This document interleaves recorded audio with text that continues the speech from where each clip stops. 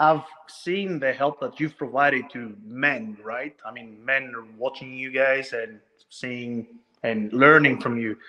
But as long as the ladies don't learn from you, the Hmm. problem still exists. Hmm. My That's why question we do the is ladies' night how, show.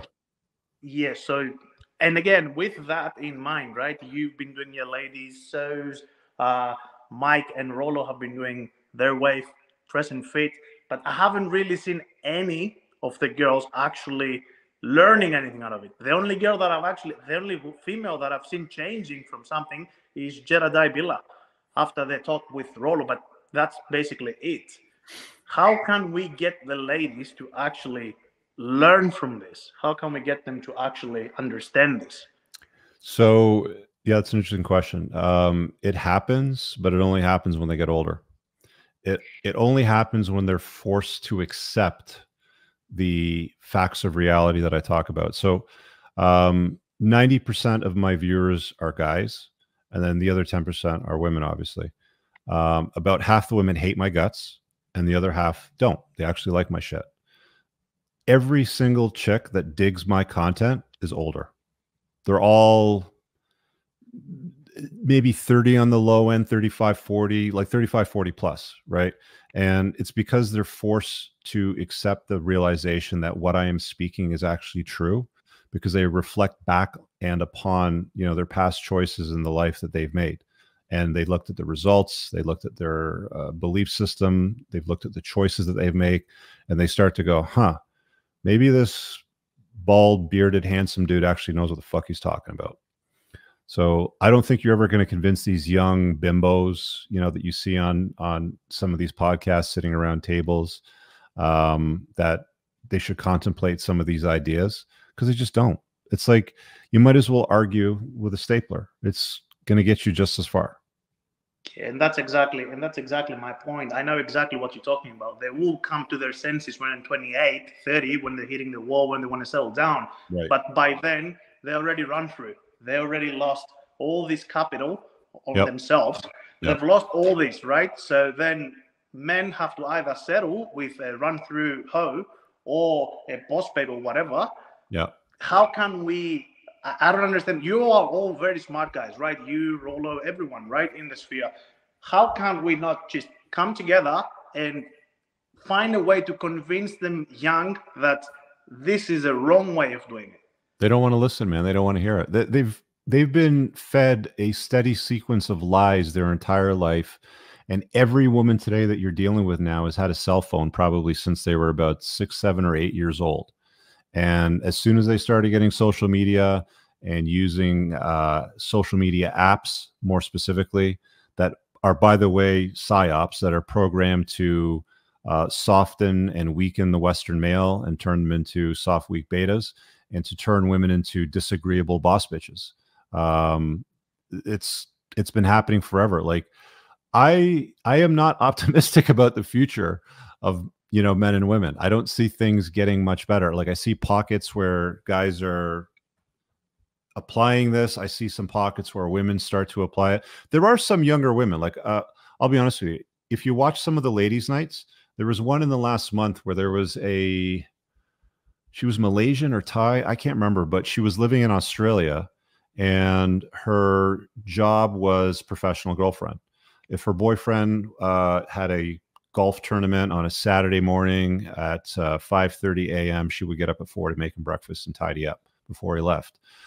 There are women out there, and she's in her 20s, and she's conventionally feminine and attractive, objectively. Most guys would say anyway. So they are out there. It's just sorry? Those are definitely the exceptions, not the rule. They are. But again, I mean, like, this is a woman, like when I was talking to her, you know, I was asking her about her childhood and her parents and what her father's, you know, beliefs happen to be. And she said something very interesting. You know, she said, my dad, who, you know, she said has a very strong accent because they're culturally from that country, would say a woman's job is to serve her man and a man's job is to serve his customer. And that's the simplest, most convenient, traditional way to distill the gender roles. And she got that, you know, from that family upbringing and from that culture. So it's not that it's not out there with any young women. It's just more rare. than it is common. And I think that the only time that most of these bad boss bitches in their 20s and even early 30s come to the realization is when they're forced to, when they realize that they struggle to compete with the younger, more attractive women because they're now older, right? Not all of them get there, but a lot of them do. A lot more of them do now anyway. I definitely agree with you on this one. Then you said that you're not optimistic. I'm actually terrified from the future. So what because I'm the sort of person, I'm always proactive, right? I'm 27 years old. My net worth is almost $200,000 now, aiming to be a millionaire by the age of 35.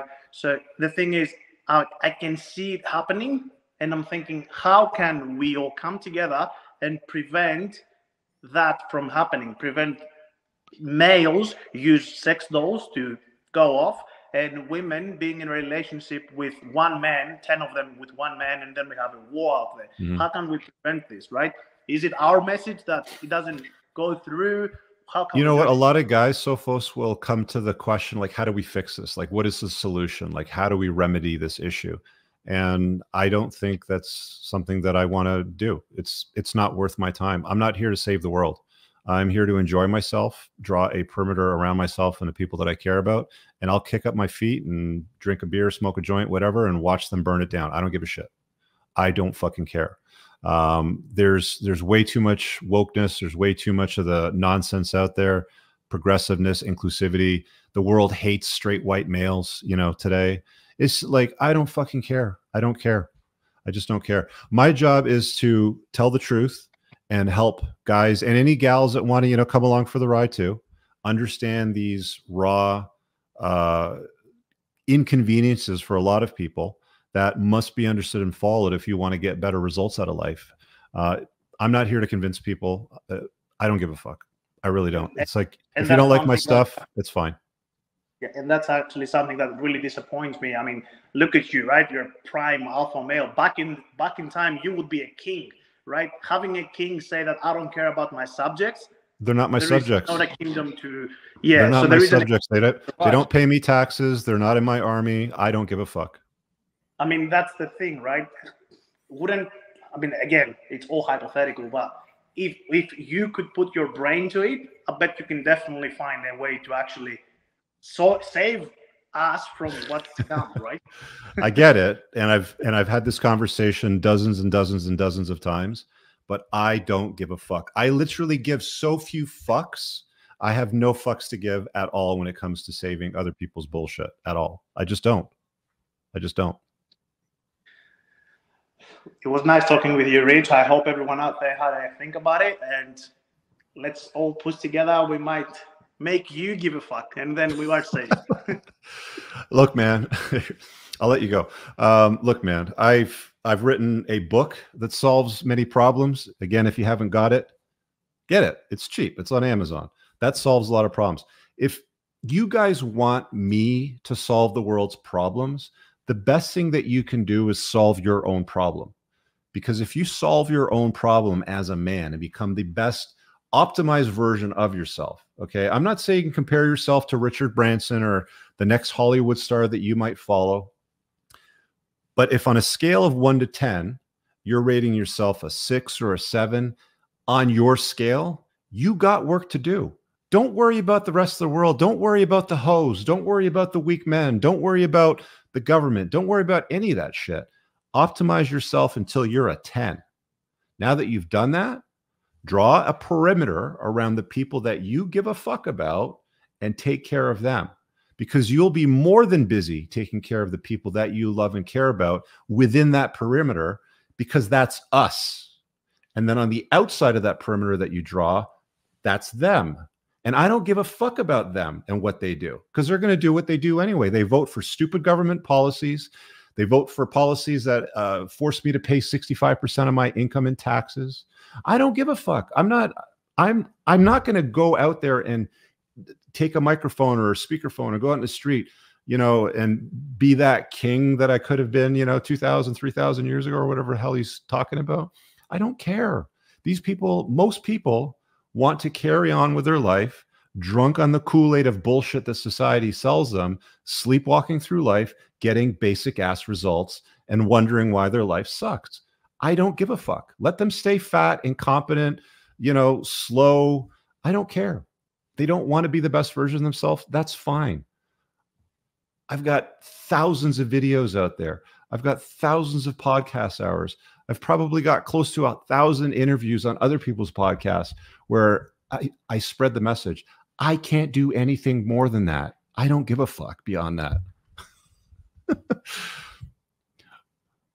going to come off my pedestal for a minute there. But look, man, I get it. Like you guys want me to save the world for you. Save yourself.